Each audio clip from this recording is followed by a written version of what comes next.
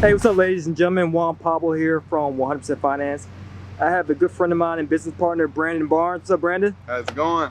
Doing all right? Good. Being healthy? Yes, sir. Yes, sir. So for today's topic, ladies and gentlemen, we're just doing another interview, and we're going to discuss how to submit more offers so you can close about 5 to 6 deals a month.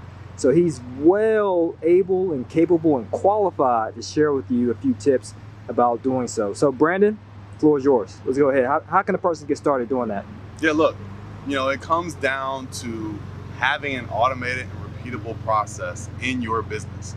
But what we do up front, everybody that we speak to, every lead we generate, whether through cold calling, SMS, direct mail, that very next conversation, we're gonna gauge the interest of the seller. We're gonna discuss situation. We're gonna understand their problem, but we're gonna give them a ballpark offer, and we're gonna follow it up immediately with a written offer, either through electronic signature requests or PDF sent to their inbox. I think what a lot of wholesalers do, or don't do honestly, is they don't actually submit a physical offer when they're speaking to sellers. So how can you ever close the loop on a deal if you're not actually submitting an offer?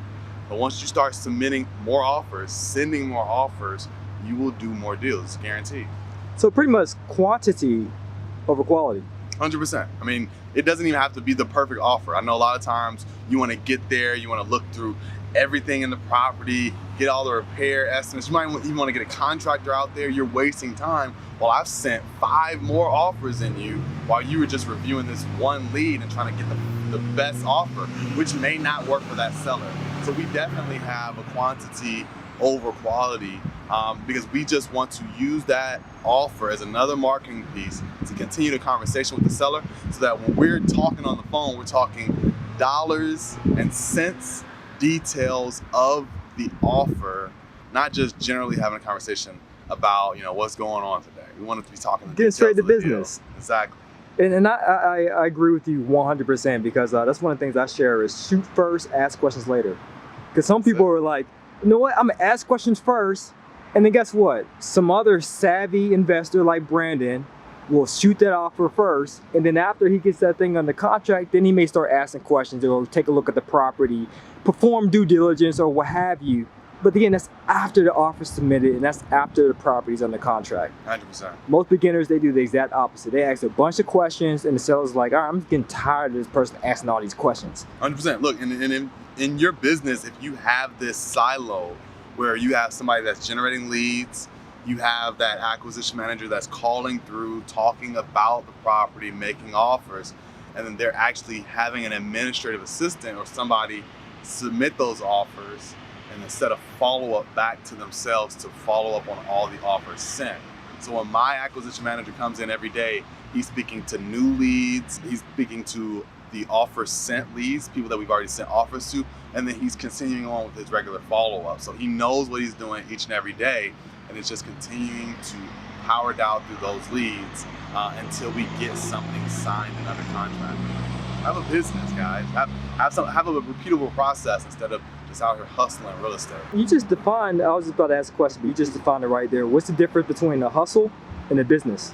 Hey, it's a repeatable process that you can do consistently, and you can delegate that process to other people to fulfill those business objectives for you and those daily tasks and actions. Now, you mentioned earlier about SMS, direct mail, and what was the third strategy? Cold calling. And cold calling. So these are 3 different lead generation strategies for attracting leads, meaning his leads are sellers. So unlike myself, right, I'm more of a buy and hold guy. I work with a ton of agents and wholesalers as well to find deals, but you actually connect directly with the seller using 3 different lead generation strategies. Why is that? 100%. I mean, we've dialed in cold calling so well that it makes sense to get into some different marketing channels. I would suggest you choose one up front, and then once you've dialed that in and it's like clockwork, you know what you're spending and what results you're getting, then you can start to add on additional layers. And so for us, that next add-on was SMS. We're learning that right now. We're actually just really getting, our feet wet in SMS. And then as far as direct mail, I actually started with that out the gate, sending probate letters, as well as some handwritten postcards. And we can continue, we can turn that on and off whenever we need, but we've gotten to a point now where we've dialed in cold calling so well that we can go on and add on an additional marketing channel. But when you start, pick to one, dominate, and then consider adding on something different. I like that. Dominate, automate, and then try something different. Yeah, delegate. Delegate, yep. All right, great. So you say you're a wholesaler. Now, most wholesalers, they tend to be more, and I'm not throwing any shade here, you know, we all bootstrap our way up to success, right? But they tend to be more mom and pop, right? Freelancers, in other words, meaning they're doing everything themselves, from being the janitor to the CEO. So did you start off that way? I did. Now, However, okay. 6 months in, I hired an administrative VA, not somebody to be on the phone or anything else like that. They were just to support me, and that was what my mentor told me. So from day one, you know, January 2016, I was by myself. By June, I had hired her, and she's been with me ever since. She knows the ins and outs of my business. So from my very first year, I was building a business. I hired her for 40 hours a week because I wanted to hire for where I wanted my business to be in the future, not where I was at that time. Some beginners, they just don't get that soon enough. Yeah. That's impressive in my opinion. 6 months in, you're already thinking about, how can I delegate tasks? How can I build this business so that it's not dependent on me and my time, right? It's only dependent upon the systems I created. Well, look, I wouldn't be able to be here with you right now, you know? But look, I know that people are getting called, offers are going out, and our KPIs are being tracked. You know, I know I can be here any day of the week and my business is still running without me. So I know the answer, but I just want to expound upon it. You said KPIs being tracked. My question is, how do you know these people are actually making calls? How do you know they're actually submitting offers? How do you know they're actually using the right language or the right script on a call with the seller? What do you mean KPIs are being tracked? How can you connect those dots? Yeah, for sure. I mean, my admin does a really great job of, you know, pulling down the data, pulling down the call reports in our dialer system, and actually seeing what's actually going out. I know she spot checks our third-party cold caller. So auditing. So for our, you know, our key performance indicators are, you know, calls made, offers submitted, leads generated are probably the top 3. But we will do, you know, once a week, and we've gotten away from that during COVID. Actually, I shifted my business model, but we would do a team meeting on Tuesdays to review KPIs, and then on Thursday, we will pull one sample call from each cold caller, acquisition manager, and then review that as a team. And so we've kind of gotten away from that. So to your point, I'm not doing the best job right now in my business, and you know that's fine. That's that way. But actually spot checking and listening to how the calls are going, that's something that we can improve as a business, and we're going to get back to doing that twice a week meeting. Currently, we're meeting once a week, and I've spot checked here or there as we brought on new team members.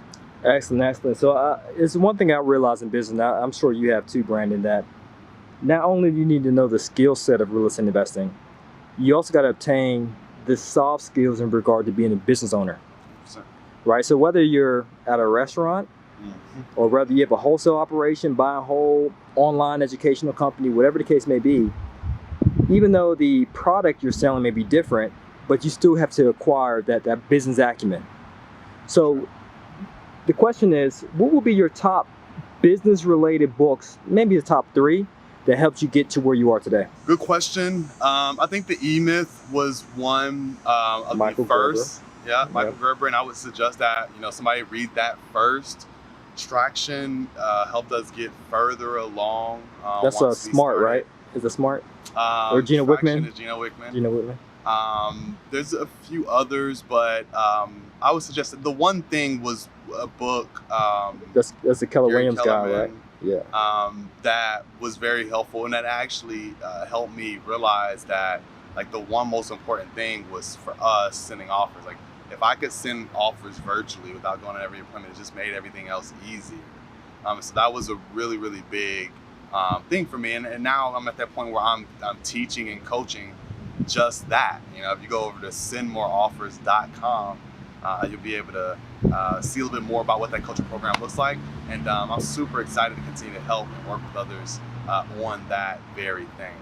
Excellent, excellent. All right, now for the viewer that's just getting started, right, who wants to learn more about real estate investing and catch their bearings, what would be the top 3 tips you give them?